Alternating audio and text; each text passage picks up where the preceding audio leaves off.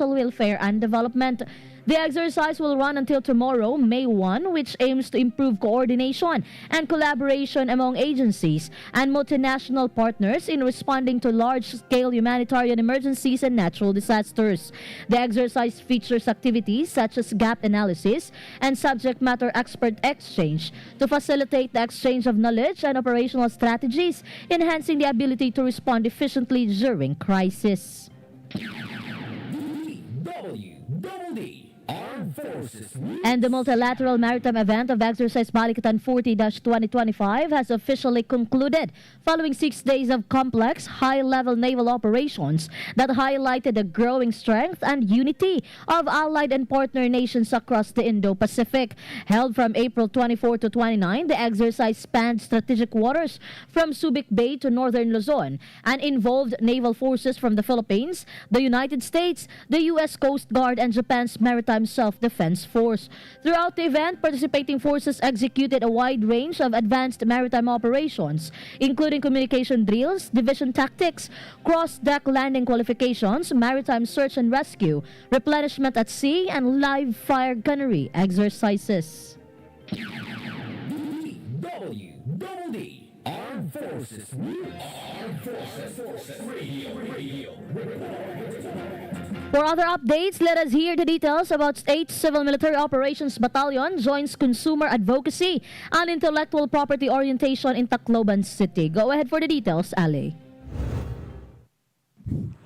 The 8th Civil Military Operations Dangpanan Battalion took part in the Consumer Advocacy and Intellectual Property Orientation held at Rosvinel Hotel, Tacloban City.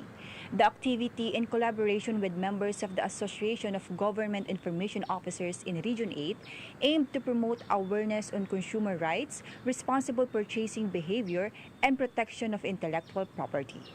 The event paved way to gather government information officers and military public affairs personnel to bolster interagency collaboration in disseminating accurate and relevant information to the public.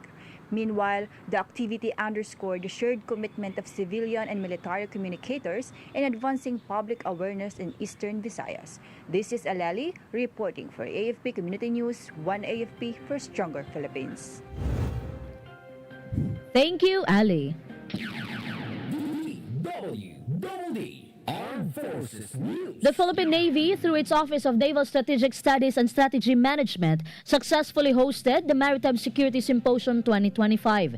This year's symposium carried the theme, The Complete Picture, a 360-degree outlook on the Philippine maritime security, brought together the maritime experts and stakeholders to provide a comprehensive view of the country's maritime security landscape. This includes identifying developments and challenges and exploring emerging opportunities within the maritime domain. The MSS is an annual convening of key maritime sector stakeholders, which serves as a platform for the continuous exchange of insights and the promotion of strategic dialogue on maritime security. DWDD Armed Forces News. Allied forces from the Armed Forces of the Philippines, United States Marine Corps, and Australian Defense Force demonstrated their combined strength and operational coordination during a large-scale counter-landing and live-fire exercise in Kampong Ulay, Rizal, Palawan. The drill began with a maritime interdiction scenario where Philippine Navy assets swiftly neutralized a simulated seaborne threat, followed by an integrated coastal fire mission. Philippine Marine Corps howitzers and the U.S. HIMARS system delivered rapid, precise strikes supported by heavy machine gun and rifle fire. The exercise highlighted the Allies' ability to deliver fast and coordinated responses to amphibious threats. Observers from Japan's Self-Defense Forces reinforced the multilateral nature of Balikatan 40-2025 and its role in strengthening regional defense cooperation. DWDD Armed Forces News. Armed Forces Radio. On the other line, let us hear more from Joanne about U.S. Navy, CMSE, hand over and aid to Batanes for disaster response. Joanne? The province of Batanes has received donations of 4 rubber boats and medical supplies from the United States Navy and U.S. Civil Military Support Element. These donations were formally handed over to the provincial government of Batanes on April 28, 2025. Batanes Governor Marilu Caico expressed her deepest gratitude to the U.S. Navy and U.S. Civil Military Support Element, saying the donations will enhance the province's response capabilities to any incident.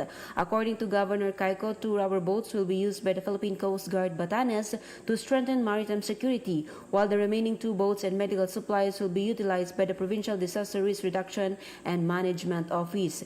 In addition to the donation, the U.S. Civil Military Support Element is scheduled to conduct training for emergency responders in the province. This is John Sagak reporting for AFP Community News 1 AFP for Stronger Philippines. Thank you, Joanne. DWDD Armed Forces. The Armed Forces of the Philippines has urged its personnel to exercise their right to vote while reaffirming its commitment to strict political neutrality. A total of 225 approved military applicants cast their ballots through local absentee voting at Camp General Emilio Aguinaldo in Quezon City, along with participants in key camps nationwide. The local absentee voting process ensures that uniformed and government personnel can fulfill their civic duty despite operational demands. According to Commission on Elections, 57,689 individuals were approved of absentee voting, including 29,030 AFP personnel, 23,448 police officers, 4,206 government workers, and 1,005 media practitioners. The AFP emphasized that participation in the electoral process remains a personal right and a civic responsibility. DWDD Armed Forces. And for our national news, DWDD National News. the Philippine Institute of Volcanology and Seismology reiterated its warning to the public against entering the danger zones of active volcanoes as eruptions may still occur. Earlier on Monday, Bulusan erupted for 24 minutes, followed by a series of ashfall events that prompted the agency to raise the alert status to level 1. PHIVOLCS Director Teresito Bacolcol said that the sudden phreatic eruptions were still possible as Bulusan recorded 89 volcanic earthquakes.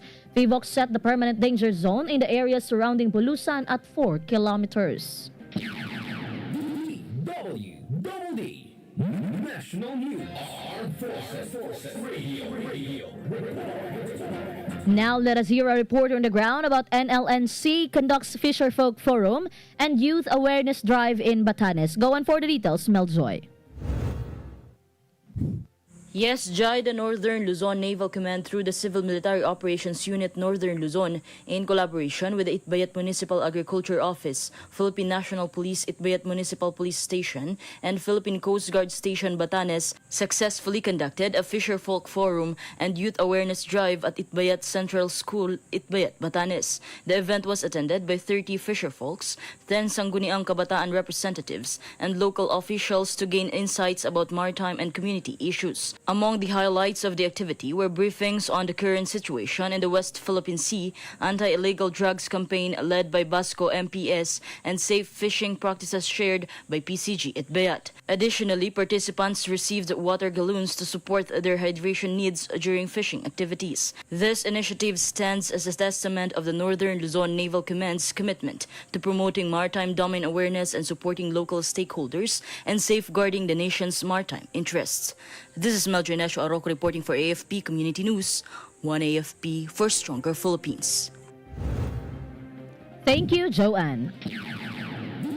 DWDD National News. And President Ferdinand Marcos Jr. announced free rides for commuters of the light rail transit and metro rail transit on April 30 and May 3. In a video statement, this will serve as little reward to workers and in line with the Labor Day celebration. The president said the free rides are a small recognition of the sacrifice and the contribution of the workers, not only on the economy but to the society. Malacanang noted that the free rides would be all day and open to all. DWDD National News. And ashfall was recorded in surrounding areas after the Bulusan volcano erupted for the second straight day. The Sorsogon Police Provincial Office said roads are not passable due to the accumulation of ash on the major routes. Police reminded the people to avoid unnecessary travel to areas affected by ashfall and wear face masks to protect yourself from inhaling ash particles. Thick ash was reported in the municipalities of Irusen and Huban. DWDD National News. Armed Forces Radio. We have a report coming in from Glenn about Philippine Air Force conducts second quarter command conference calendar year 2025. Glenn? Yes, Jai, the Philippine Air Force has successfully concluded its second quarter command conference for calendar year 2025 held at the Philippine Air Force Headquarters Colonel Jesus Villamor Air Base, Pasay City. The conference opened with a session led by Major General Ulysses S. Marquez, Philippine Air Force, the acting vice commander, who emphasized the significance of building a more efficient and effective Air Force. The activity gathered PAF unit commanders and Air Force from the Air Force Wide Service Support and separate units to review progress, address current challenges, and align strategies to strengthen both their individual units and the PAF as a whole. Meanwhile, PAF Commanding General Lieutenant General Arthur M. Cordoba, Philippine Air Force, led discussion on broader national and organizational matters and underscores the urgent need for focused capability building, sustained modernization, and seamless interoperability to achieve immediate readiness.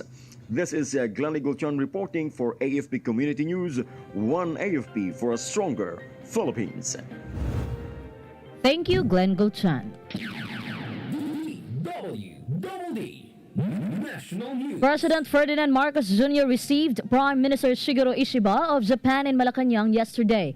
Ishiba is the second Japanese top leader to visit the Philippines during his term.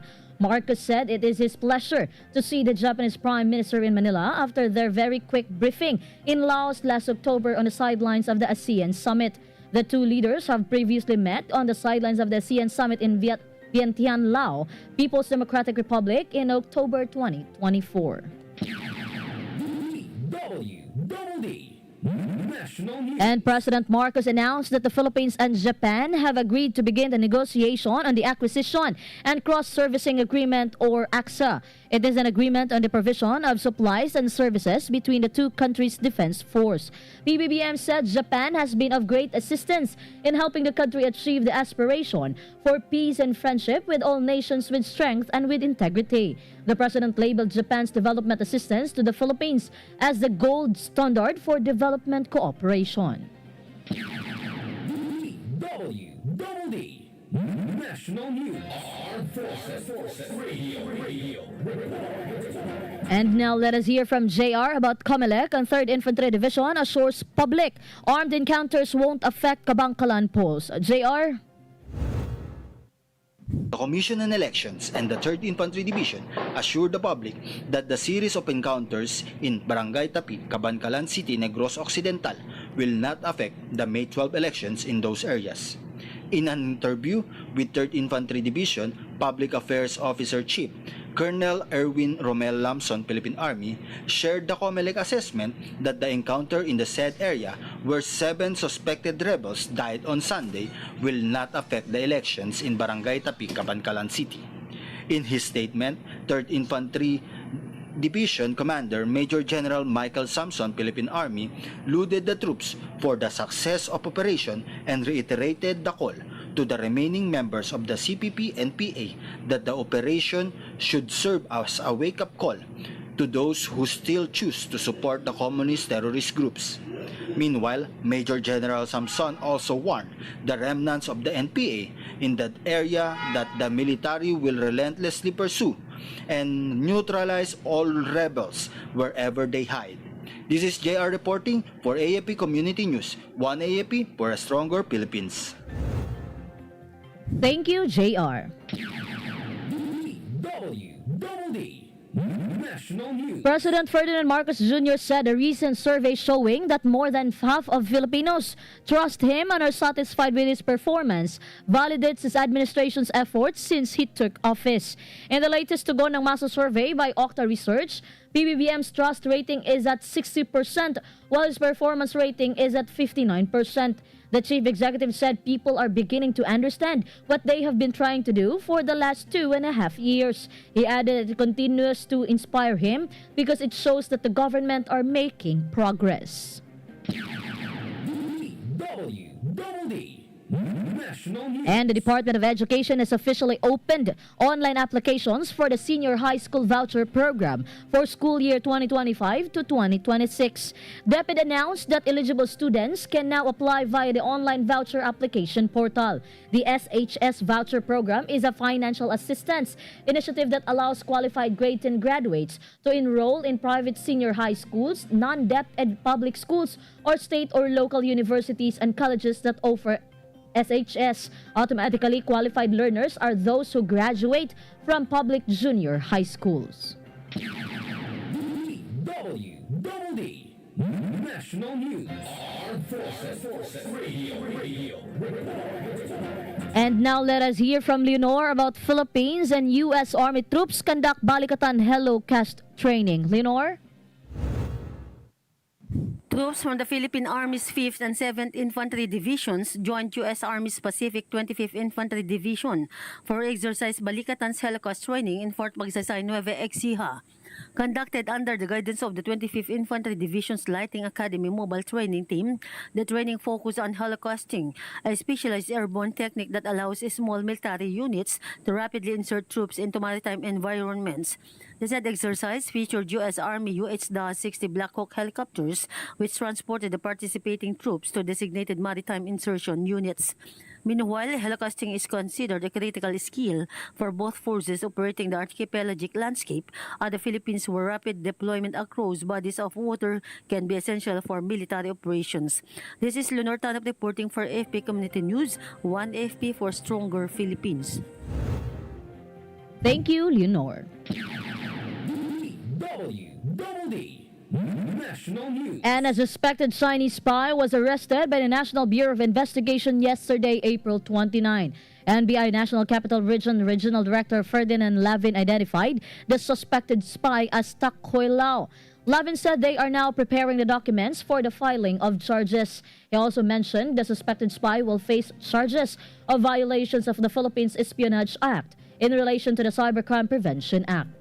DWDD National News. And the Quezon City government announced on Monday, April 28, that the Commission on Election has designated early voting hours for vulnerable sectors in the upcoming May 12 national and local elections. The COMELEC will open polling places from 5 to 7 a.m. exclusively for senior citizens, persons with disabilities, and pregnant women before the regular 7 a.m. opening. The initiative will be implemented nationwide. Qualified voters in Quezon City are urged to take advantage of the early voting hours to avoid long lines and crowded conditions. Meanwhile, residents from other sectors are encouraged to vote starting at 7 a.m. DWDD National News. Armed Forces Radio. And more updates from Mark about 503rd Infantry Brigade and Lab Baguio conducts National Amnesty Program orientation to former rebels in Cordillera Administrative Region. Mark? Yes, Jai. The local Amnesty Board of Baguio City, together with the 503rd Infantry Peace and Justice Brigade, conducted a series of